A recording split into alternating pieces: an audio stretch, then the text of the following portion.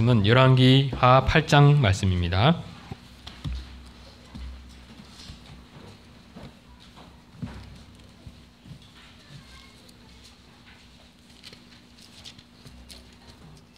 (8장) 7절부터 15절까지에 있는 하나님의 말씀을 들으십시오. 엘리사가 다메섹에 갔을 때에 아람 왕 벤 하닷이 병들었더니 왕에게 들리기를 이르되 하나님의 사람이 여기 이르렀나이다 하니 왕이 하사엘에게 이르되 너는 손에 예물을 가지고 가서 하나님의 사람을 맞이하고 내가 이 병에서 살아나겠는지 그를 통하여 여호와께 물으라. 하사엘이 그를 맞이하러 갈새 다메섹의 모든 좋은 물품으로 예물을 삼아 가지고 낙타 40마리에 싣고 나아가서 그의 앞에 서서 이르되 당신의 아들 아람 왕 벤 하닷이 나를 당신에게 보내 이르되 나의 이 병이 낫겠나이까 하더이다 하니 엘리사가 이르되 너는 가서 그에게 말하기를 왕이 반드시 나으리라 하라. 그러나 여호와께서 그가 반드시 죽으리라고 내게 알게 하셨느니라 하고 하나님이 사람이 그를 부끄러워하기까지 그의 얼굴을 쏘아보다가 우니 하사엘이 이르되 내 주여 어찌하여 우시나이까 하는지라 대답하되 내가 이스라엘 자손에게 행할 모든 악을 내가 알미라. 내가 그들의 성에 불을 지르며 장정을 칼로 죽이며 어린아이를 맺히며 아이 벤 부녀를 가르리라 하니 하사엘이 이르되 당신의 개 같은 종이 무엇이기에 이런 큰 일을 행하오리까 하더라. 엘리사가 대답하되 여호와께서 내가 아람 왕이 될 것을 내게 알게 하셨느니라 하더라. 그가 엘리사를 떠나가서 그의 주인에게 나아가니 왕이 그에게 묻되 엘리사가 내게 무슨 말을 하더냐 하니 대답하되 그가 내게 이르시기를 왕이 반드시 살아나시리이다 하더이다 하더라. 그 이튿날에 하사엘이 이불을 물에 적시어 왕의 얼굴을 덮음에 왕이 죽은지라 그가 대신하여 왕이 되니라. 경배송은 큰 찬송 99쪽입니다. 8장 7절에서 15절까지의 말씀은 지난날 엘리야가 호렙산에서 하나님으로부터 받았던 말씀이 어떻게 성취되고 있는지를 잘 보여주는 말씀입니다. 열왕기하 9장 15절 16절 말씀을 제가 읽어드리겠습니다. 여호와께서 그에게 이르시되 너는 내 길을 돌이켜 광야를 통하여 다메섹에 가서 이르거든 하사엘에게 기름을 부어 아람의 왕이 되게 하고 너는 또 님시의 아들 예후에게 기름을 부어 이스라엘의 왕이 되게 하고 또 아벨 모홀라 사밧의 아들 엘리사에게 기름을 부어 너를 대신하여 선지자가 되게 하라. 이 말씀 가운데 엘리야 살아생전에 성취된 말씀은 엘리사에게 기름을 부어서 너를 대신해서 선지자로 세우라 하는 이 말씀이죠. 아마 엘리야는 하나님께서 자신에게 주신 말씀이 자신의 살아생전에 다 성취되지 않겠는가 그렇게 생각했을 가능성이 높습니다. 사도행전 1장을 보면 예수님께서 성천하실 때에 그 모습을 보던 제자들에게 두 천사가 말씀하죠. 너희 가운데 하늘로 올라가신 이 예수님은 하늘로 가심을 본 그대로 오신다. 이렇게 들려줬습니다. 이 말씀을 들었던 사도들뿐만 아니라 후일 이방인의 사도가 된 바울 사도 역시 성천하신 주님께서 아마 곧 오시리라고 생각했을 것입니다. 그런데 천사들의 말씀이나 또 예레미야에게 주신 주님의 말씀은 제자들이나 또 엘리야가 생각한 대로 성취되지 않았습니다. 그때 하나님의 말씀에 대한 믿음이 없는 이들은 주님의 말씀에 대해서 불신하는 마음을 갖기 쉽죠. 그러나 주님의 말씀을 믿는 사람들은 무엇을 잘 알고 있습니까? 주님께서 말씀하신 것을 반드시 성취하시는 분이다 하는 점입니다. 우리는 주님의 말씀이 나의 순종이나 어떤 불순종의 여하에 따라 성취될 수도 있고 성취되지 않을 수 있다 하는 의식을 부지중에 가지기 쉽습니다. 분명 주님은 주님의 백성들의 순종을 사용하시는 분이시지만 때로는 불순종까지도 사용하셔서 주님의 말씀을 성취해 가는 분이기도 하시죠. 주님의 말씀은 1.1획도 땅에 떨어지는 법이 없고 반드시 성취되게 됩니다. 그래서 말씀대로 주님의 복음은 천하 만국에 전파될 것이고, 또 말씀대로 하늘로 올리우신 주님께서는 하늘로 가심을 본 그대로 다시 오실 것입니다. 엘리야에게 주신 말씀이라고 하더라도 그것이 그 당대에 성취되지 않을 수 있습니다. 그럼에도 불구하고 엘리야가 하늘로 올리우는 순간까지도 지니고 있어야 할 사명이 무엇이겠습니까? 하사엘과 예후에게 기름 부어야 한다는 것이죠. 우리 그리스도인들도 그렇습니다. 주님은 제자들뿐만 아니라 우리에게 너희는 가서 모든 족속으로 제자를 삼으라 했죠. 땅끝까지 이르러 내 증인이 되라고 했습니다. 어떤 분들은 이 사명의 말씀과 또 현재 나의 삶이 잘 어울리지 않는 것처럼 느껴질 수 있습니다. 그럼에도 불구하고 그리스도인들은 이 말씀을 교회에 주신 말씀이면서 동시에 나에게 주신 말씀으로 믿어야 하죠. 그리고 주님께서 나 한 사람을 사용해서 결국에는 이러한 주님의 말씀을 성취해 가시는 분이심을 믿어야 합니다. 우리는 내게 주신 주님의 뜻을 다 헤아리지 못할 수 있습니다. 어떤 때는 내가 감당할 수도 없는 사명을 주시는 분으로 여겨질 수 있습니다. 그렇다 할지라도 우리는 내가 지금 처한 상황이나 나의 신앙 수준이나 상태에 따라 주님의 말씀을 이리저리 판단해서는 안 됩니다. 우리는 주님께서 우리에게 주신 말씀을 반드시 성취하시는 분이심을 믿으면서 지금을 사는 것이고, 또 그것을 믿는 사람들다운 삶을 통해서 말씀에 순종해 가는 것입니다. 이를 위해 엘리야가 가져야 할 태도는 자신의 당대에 이루어지지 않은 말씀이 결국 하나님의 때에 반드시 성취될 것을 믿으면서 먼저는 끝까지 말씀을 믿는 믿음을 가져야 하고, 두 번째는 그 믿음을 믿음의 상속자 엘리사에게 잘 물려줘야 한다는 것입니다. 우리도 그렇죠. 어떤 말씀들은 다음 세대들에게 가르쳐 주기에는 너무 또 부담스러운 말씀처럼 느껴질 수 있습니다. 나도 순종 못하는 것을 내 자녀들에게 가르치는 것이 어떤 의미가 있겠는가, 그렇게 생각할 수 있습니다. 특히 설교자들은 지금 성도들의 영적 상태나 또 영적 수준에 맞는 내용들을 중심으로만 설교하기 쉽죠.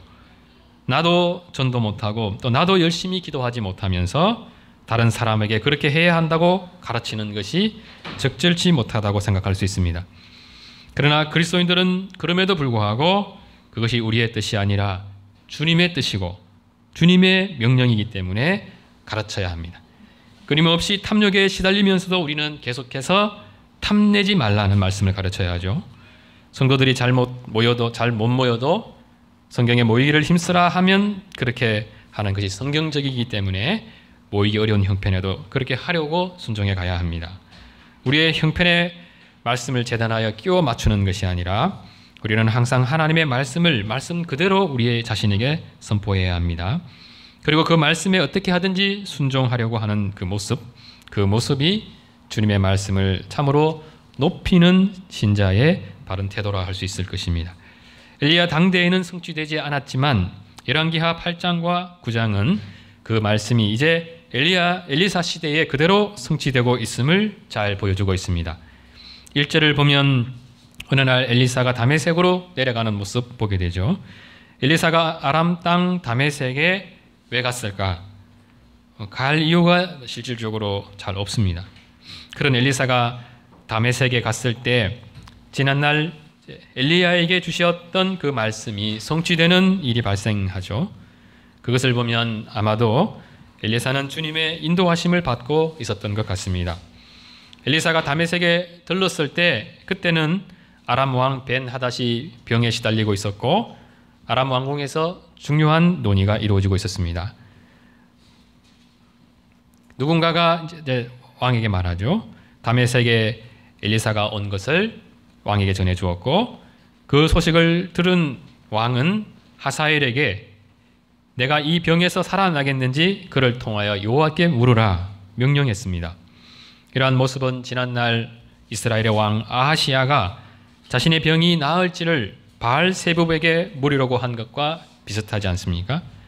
자신이 평소 섬기는 신에게 묻지 않고 여호와께 묻는 모습, 아하시야보다는 좋아 보이지만 자신이 믿는 신에 대한 믿음이 없다는 점에서 큰 차이가 없어 보입니다. 여호와께 묻는 그의 행위 그 자체만 보면 신앙이 있는 모습처럼 보이지만 왕이 관심을 갖는 것은 신앙에 있지 않고 자신의 병이 낫는 것에 있었습니다. 왕의 명령을 받은 하사엘은 엘리사를 맞으러 다메섹으로 갔고 그때 모든 좋은 물품으로 예물을 삼아 갔는데 낙타 40마리에 실어야 할 만큼 많은 양의 예물을 가지고 갔죠. 하사엘을 통해서 하나님의 사람 엘리사에게 나아가려는 왕은 엘리사에 대한 예를 최대한 갖추었습니다. 왕의 명령을 받아 엘리사에게 나아간 하사엘은 엘리사에게 다음과 같이 말합니다. 당신의 아들 아람 왕 벤하닷이 나를 당신에게 보내 이르되 나의 이 병이 낫겠나이까 하더이다. 그야말로 최대한 허리를 굽히고 자세를 낮춰서 엘리사를 존대해 주었습니다. 하사엘을 통해 나타내 보인 이러한 벤하닷의 태도는 인간적으로 보면 사람은 됐다 하는 그런 느낌을 주죠. 그러나 그가 인간적으로 예의는 갖춘 사람일지 모르지만 여전히 그에게는 하나님께서 원하시는 믿음이 결여되어 있었습니다. 벤하닷의 모습은 아람의 군대 장관 나아만의 모습과 비교해 볼 수 있죠. 나아만의 경우는 사자를 보내 병이 나을지 말지 물으려고 한 것이 아니고 내 병 좀 고쳐 주십시오 하고 부탁하기 위해서 직접 엘리사를 찾아갑니다. 왕이 장군에 불과한 나아만처럼 이리 갔다 저리 갔다 할 수는 없지 않습니까?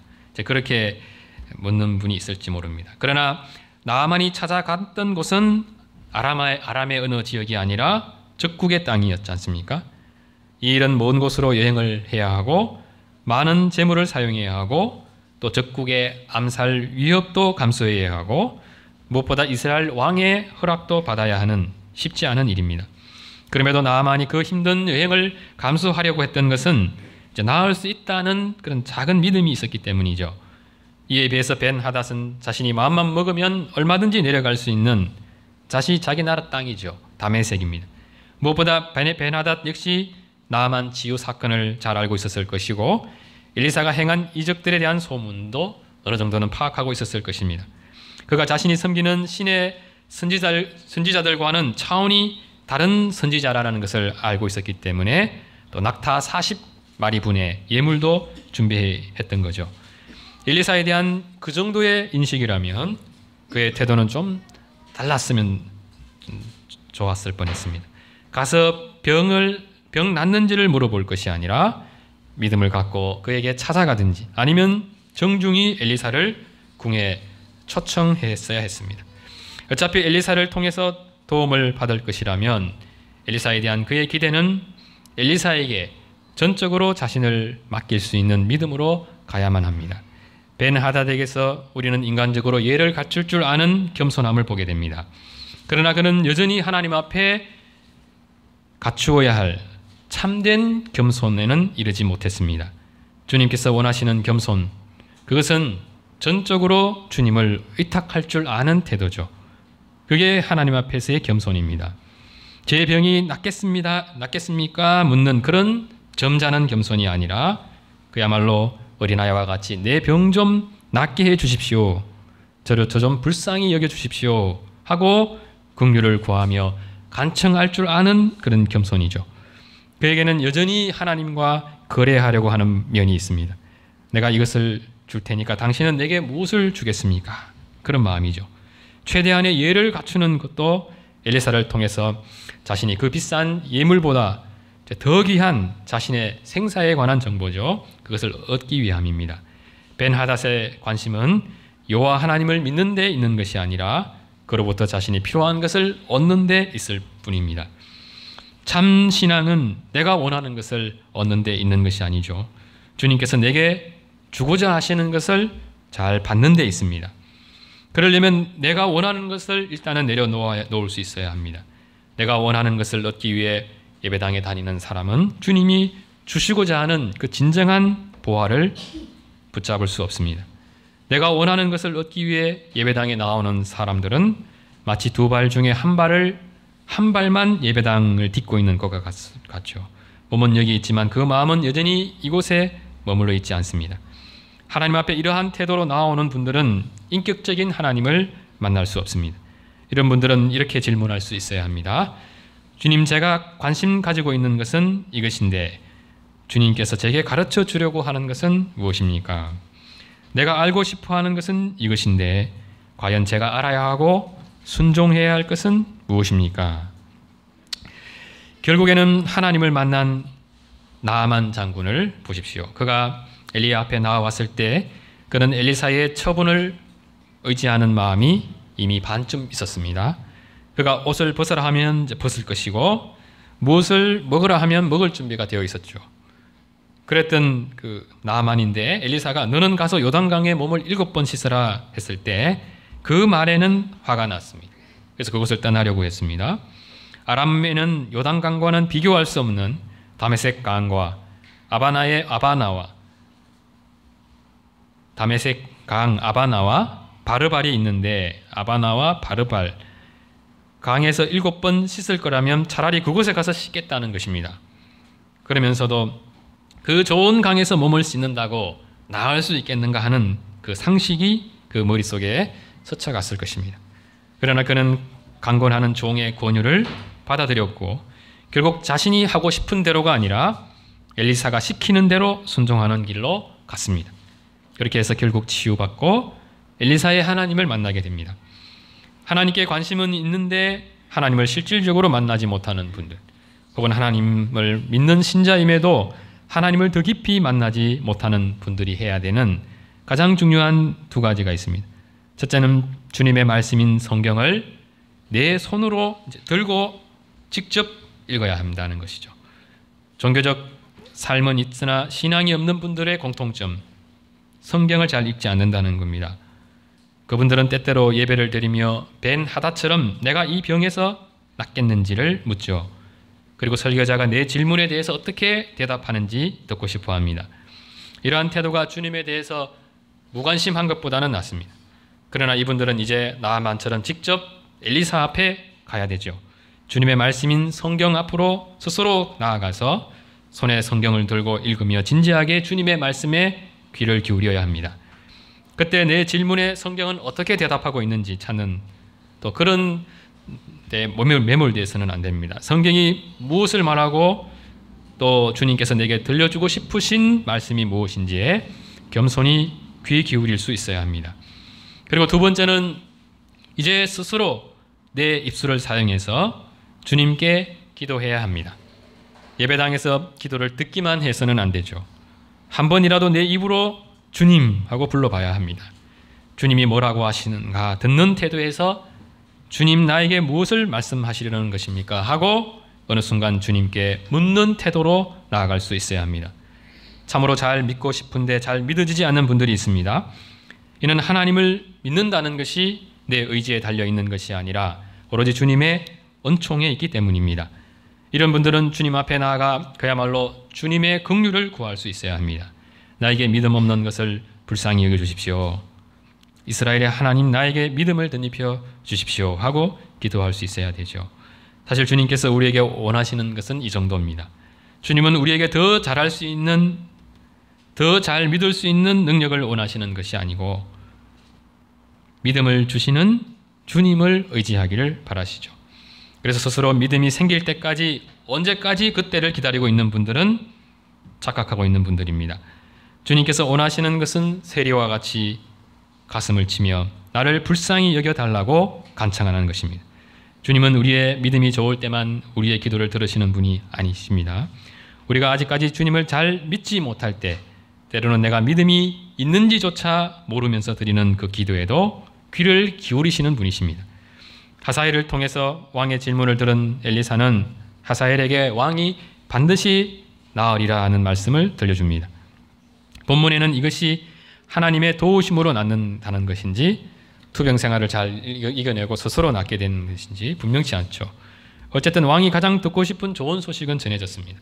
그런데 그것이 다가 아니라 왕이 질문하지 않은 것에 대해서까지 주님은 말씀해 주셨습니다. 왕이 반드시 죽으리라는 것입니다. 병은 낫는데 어쨌든 죽는다는 것입니다. 나이 들어 자연사하는 문제라면 굳이 말씀하지 않으셨을 것입니다. 죽는다는 것은 어떤 예기치 못한 일로 인해서 본인의 의지와 관계없이 죽게 되는 것을 의미합니다.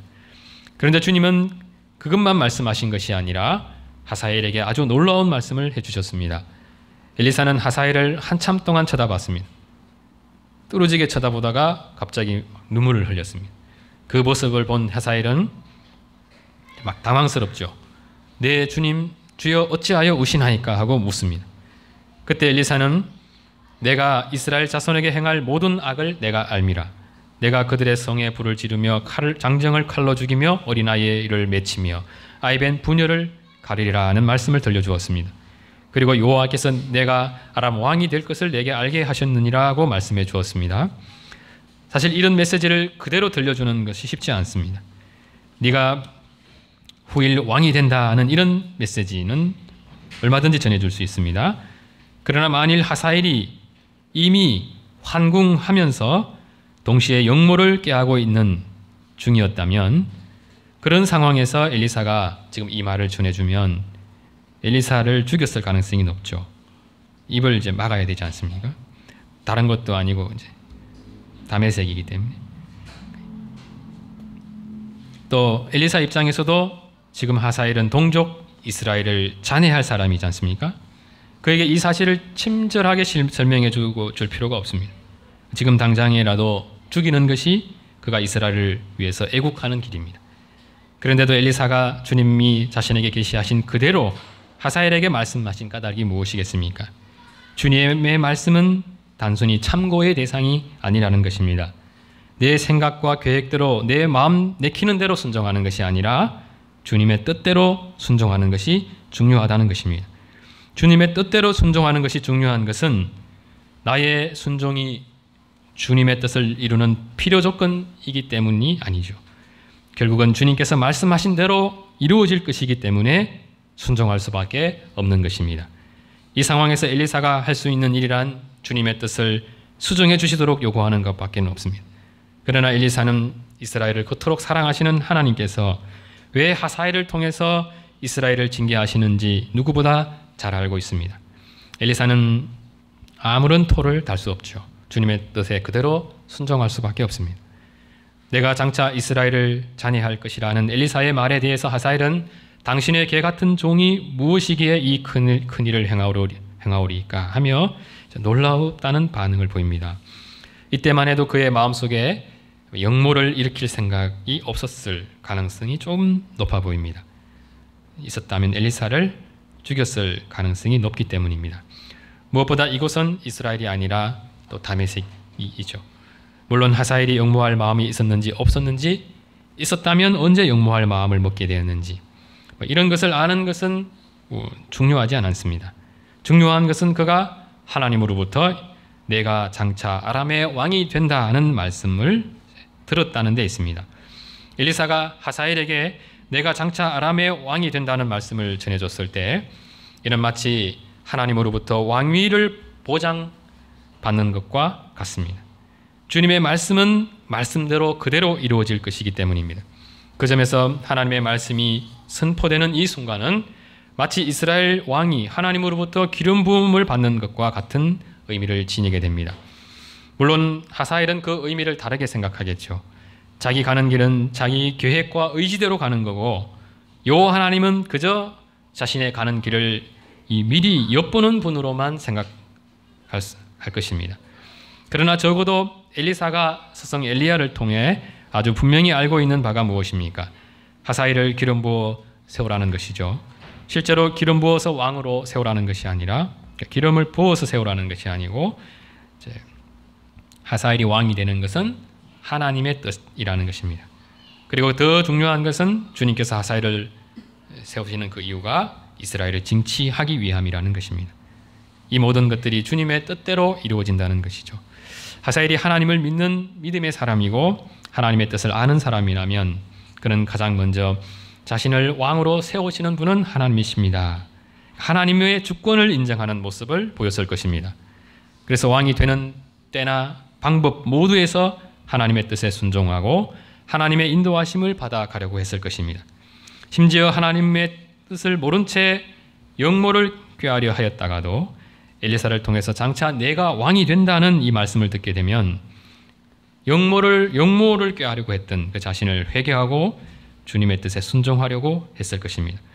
하나님의 주권에 의해 왕이 되는 사람들은 자신이 왕이 되고 되지 않고의 문제는 100% 주님의 주권에 달려있는 문제임을 믿어야 합니다. 내가 왕이 될 만하다고 스스로 평가하는 일이 있어서는 안 되고, 또 왕이 되려고 영모를 꾀하면서 주님께서 나를 왕이 되도록 도우시는가 보다 그렇게 자기중심적으로 생각해서도 안 됩니다. 한 사람을 주님께서 주님의 주권으로 왕으로 세우실 때 일을 시작하시고 성취하시는 분은 하나님이십니다. 하나님의 주권에 의해서 왕 같은 제사장으로 부르심을 받게 된 그리스도인들도 늘 이런 의식에서 떠나지 말아야 되죠. 우리 가운데 왕 같은 제사장으로 부름받을 만해서 부름받은 사람이 없습니다. 어떤 분들은 그리스도인이 되려는 자신의 노력을 하나님께서 불쌍히 여겨주셔서 믿음을 선물로 주셨다고 생각합니다. 그러나 한 사람이 그리스도인이 되는 것은 100% 주님의 주권에 달려 있습니다. 우리는 이 사실을 잊어서는 안 되고, 그 사실을 믿는 사람들은 주님께서 베풀어 주신 큰 은혜를 기억하면서 이제는 하나님의 뜻대로 살려고 하는 그 모습으로 가야 됩니다. 주님께서 우리를 주님의 소유된 백성 삼기 위해 큰 은혜를 베푸신 것은 주님의 뜻대로 살도록 하기 위함입니다. 교회의 신자들이 주님의 몸된 교회를 잘 섬겨갈 때도 또 각 지역 교회를 세우시고 또 폐하시는 분은 하나님이시라는 그 믿음을 가져야 됩니다. 그것을 믿는 신자들이 해야 되는 것은 교회를 섬겨갈 때 언제든지 주님의 뜻이 무엇인지를 잘 분별해서 그 뜻에 순종해 가려고 해야 되죠. 우리는 자칫하면 내가 교회를 세워갈 수 있다고 착각할 수 있습니다. 그 마음이 앞서게 되면 우리는 주님이 원하시는 교회가 아니라 내가 원하는 교회를 만들게 됩니다. 하사엘이 만일 이처럼 믿는 신자다운 모습이 있었다면 그는 다윗처럼 겸손히 하나님의 때를 기다렸을 것입니다. 다윗은 사울을 죽이고 자신이 마음만 먹으면 왕이 될 수 있는 기회가 얼마든지 있었습니다. 그러나 다윗이 그렇게 하지 않은 이유는 무엇이겠습니까? 하나님의 주권을 믿는 신자들은 그 주권에 순종하려고 할 때 순종하는 방법까지도 다 하나님의 뜻에 부합해야 하기 때문입니다. 그렇게 처음부터 끝까지 하나님의 뜻에 순종하려고 할 때 다윗에게 가장 요구되는 그 믿음, 그것은 결국 모든 것은 주님의 뜻대로 된다고 믿는 믿음입니다. 우리의 의지대로 또 치밀한 계획대로 되는 것 같지만 결국 주님의 의지와 주님의 뜻대로 된다고 하는 믿음이죠. 하사엘에게 이러한 믿음이 없었습니다. 믿음이 없기 때문에 엘리사를 통해서 주신 그 하나님의 말씀에 어떻게 반응해야 하는지 알지 못했죠. 그는 왕에게 돌아가서 왕이 반드시 살아납니다 하고 기쁜 소식을 전해주었지만 그 이튿날 이불에 물을 적셔서 왕의 얼굴에 덮어 왕을 죽였고 스스로 왕위를 찬탈하였습니다. 그는 스스로 이것이 하나님, 이스라엘의 하나님도 인정한 하늘의 뜻이라고 생각했을지 모르죠. 그리고 자신은 왕이 될 수 있는 천운을 타고났다고 생각했을 것입니다. 그러나 선왕을 살해하고 스스로 왕이 되는 것이 하나님의 뜻일 리는 없습니다. 그는 하나님의 뜻과 무관하게 자기 길을 갔습니다. 그럼에도 주님은 그런 하사엘까지 사용하셔서 결과적으로는 주님의 뜻을 이루어가고 계셨습니다. 기도드리겠습니다. 거룩하신 주님, 하나님께 관심을 가졌고 또 하사엘과 같이 하나님의 말씀까지 들었음에도 믿음에 이르지 못한 사람들 모습을 보면서 참된 믿음이 무엇인지, 하나님의 주권을 믿는 사람다운 모습이 어떠해야 하는지를 생각해 보게 됩니다.